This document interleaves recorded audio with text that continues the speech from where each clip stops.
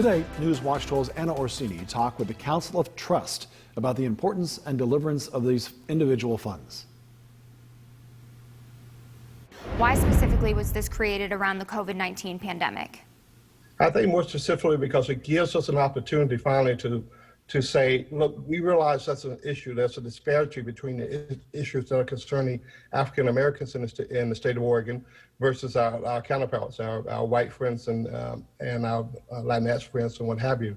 And that there's a point where we have to reach out and say, there's got to be some way to help this community to make sure that we don't fall any farther behind than we already are.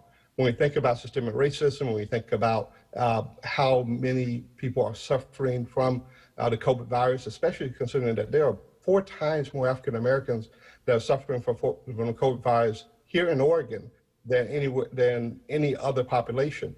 And those are not numbers, national numbers, those are numbers from the Oregon Health Authority. And so when we see these things happening, we see the need that's there, and we see the economic need that's there, then we we're excited that the state agreed with us, that the government agreed with us, that we need to do something to help this community, our community. Nationally, I know you're talking about the figures locally from the OHA, but nationally, twice as many Black-owned businesses have closed since the start of this pandemic in comparison to other small businesses. My first question for you is, how does that make you feel? And the second one is, why do you think that is? I think how does it make me feel is just sad that people are finally getting a point where they can bring in and give back to community and as community at large, and then of course their own community, the Black community, are having to step down and shut down because of this virus. And so for me, it makes me sad because I am so excited when I see Black companies and Black organizations step up and be able to do such things to make life better for themselves and for their community. When you look at Oregon itself, and you look at how businesses are suffering in Oregon itself, and more specifically, I'll say in Southern Oregon, we have individuals like, I'll say Northwest Pizza, or Dance Works in Ashton, or a couple of hair salons there in Medford. The concerns that we look at the work that they're doing and how they're now having to suffer and how they're falling behind from the plans that they had, from the mindsets of what they could do to make their businesses even better, that now they're having to pull away from that and not have that at all. And first, I'll say that the PPP grants and the EIDL loans are great, but it's still not enough for all of our businesses and all the people who are a part of these businesses to do what they need to do to get back on track. And that's what this grant is about. That's what this particular CARES Fund actually is about. How do we help not just businesses, but individuals get back on track? When we talk about how many people are suffering, how many kids are suffering because of parents who are having to take off for work, can't go to work, the technology aspect that some of these kids are having to deal with, how are we going to go through schools and make sure that we get our day-to-day school in, and we can't even afford the technology that it takes us to get there. What are we going to do? And part of this fund is to help that, to give them an opportunity and give them a little hand up. It's not a loan, it is a grant, and it is a grant to help us kind of somewhat get back on track and get back on that level ground that we need to be on.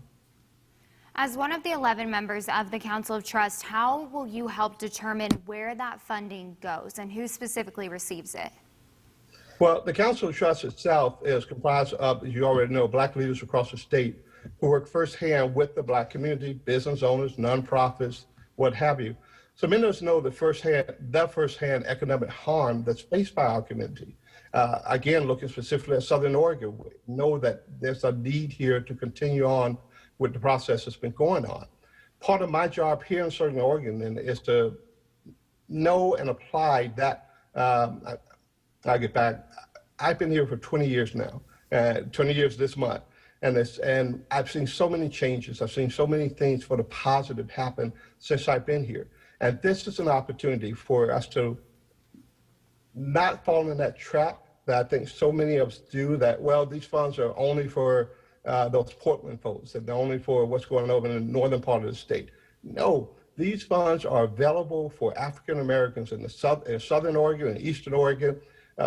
There are African Americans who live in every county in the state. A lot of people don't realize that, don't even think that's the case. A lot of people don't even realize there's a great deal of African Americans just here in Southern Oregon. When I work with a program called BASS, which is the Black African American Student Success Grant, to help out African American students here, K through 12. We bring students together. Just recently, we brought students together for our Black Youth Leadership Summit that brought up more than 100 African American students from all 5 districts throughout Southern Oregon. And it's just incredible because it's not just sad that people don't know that many African Americans live here, but the fact that many African Americans didn't know that many African Americans live here. So that's part of it as well. How do we make sure that people are aware of the fund? How do we make sure that they know that it's for them, not just for people in Portland? And how do we make sure that they are reaching out and getting the help that they need?